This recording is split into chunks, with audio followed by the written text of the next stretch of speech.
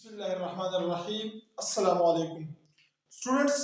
Class 10 chapter number 13 electrostatics का ये topic है law of charges. Students, law of charges में हम क्या पढ़ते हैं? इससे पहले के लेक्चर में हमने देखा कि चार्ज क्या होती है।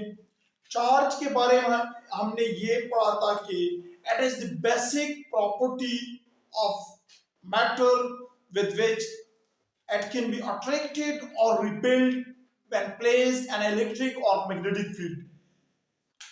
जब भी किसी मैटर को या किसी पार्टिकल को हम इलेक्ट्रिक फील्ड या मैग्नेटिक फील्ड के अंदर रखते हैं, अगर वो पार्टिकल अट्रैक्ट या रिपेल होती है तो मतलब ये है कि इसमें एक प्रॉपर्टी है जिसको हम चार्ज कहते हैं।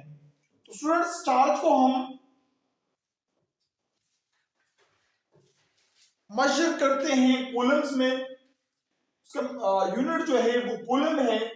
अब चार्जेस के बारे में हम एक लॉ पढ़ते हैं जिसको हम लॉ ऑफ चार्जेस कहते हैं। अब लॉ ऑफ चार्जेस में हम क्या पढ़ते हैं? सबसे पहले लॉ ऑफ चार्जेस हमें कहती है कि there are two types of charges. ये कन्वेंशनली हमने देखा है कि there are two types of charges. एक को हम नाम देते हैं नेगेटिव चार्जेस और दूसरे को हम पॉजिटिव चार्जेस कहते हैं। दूसरा इसका पोर्शन ये है कि same charges always repel while opposite charges attract each other. जिस तरह के हम प्रोटॉन इलेक्ट्रॉन को ले लेते हैं कि इलेक्ट्रॉन जो है ये हमारे पास क्या है? ये नेगेटिव चार्ज है। नेगेटिव चार्ज पार्टिकल है और प्रोटॉन को हम नाम देते हैं कि ये पॉजिटिव चार्ज पार्टिकल है। पॉजिटिवली चार्ज पार्टिकल है।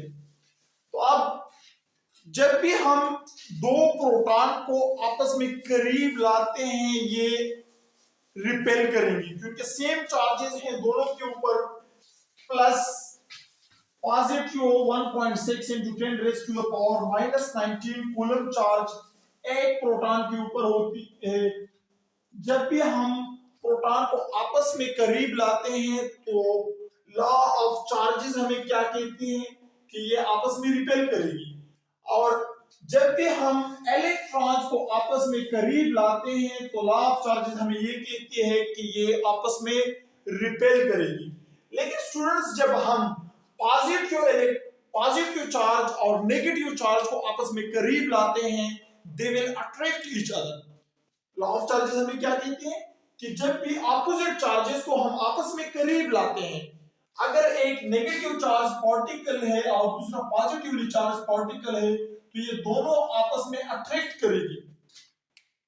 तो स्टूडेंट्स, सबसे पहले अगर हम इलेक्ट्रॉन को देखें तो इलेक्ट्रॉन जो है इसको हम कन्वेंशनली हम कह देते हैं कि इलेक्ट्रॉन जो है ये नेगेटिवली चार्ज पार्टिकल है और इसके ऊपर जो चार्ज होगा या जो चार्ज का मैग्नीट्यूड है वो -1.6 into 10 raised to the power -19 coulomb है। इसी तरह हम प्रोटॉन को कन्वेंशनली हम प्रोटॉन को कंसीडर करते हैं कि ये पॉजिटिवली चार्ज पार्टिकल है और इसके ऊपर जो चार्ज का मैग्नीट्यूड है वो +1.6 into 10 raised to the power -19 coulomb है। स्टूडेंट्स, इलेक्ट्रॉन के मास को अगर हम देखते हैं तो इलेक्ट्रॉन का मास है 9.1 into 10 raised to the power -31 kg, while proton का मास अगर हम देखते हैं तो ये है 1.6 into 10 raised to the power -27 kg। तो चार्ज तो दोनों का सेम है, लेकिन अगर इनके मासेस को हम देखें तो प्रोटॉन जो है वो हेवी है इलेक्ट्रॉन से क्योंकि प्रोटॉन का जो मास है वो 1.6 into 10 raised to the power -27 kg है और इलेक्ट्रॉन जो है वो 9.1 into 10 raised to the power -31 kg है। तो ये 1000 टाइम्स स्मॉलर है, एक इलेक्ट्रॉन प्रोटॉन से 1000 टाइम्स स्मॉलर है। तो आज की इस लेक्चर में जो जरूरी चीज है जिसको हमने डिस्कस करना है वो क्या है? वो ये पॉइंट है कि same charges repel while opposite charges attract each other। और यही लॉ ऑफ चार्जेस है कि जब भी सेम चार्जेस को हम करीब लाएंगे वो आपस में रिपेल करेगी, और जब भी हम ऑपोजिट चार्जेस को करीब लाएंगे तो ये आपस में अट्रैक्ट करेगी। अच्छा स्टूडेंट्स, तो यहाँ पे अक्सर फिर ये क्वेश्चन अराइज होता है कि जब सेम चार्जेस ने रिपेल करना हो तो फिर कैसे एक न्यूक्लियस के अंदर इतने सारे प्रोटॉन एक जगह पे एग्जिस्ट करते हैं। Why not they repel each other? Why not they break the nucleus?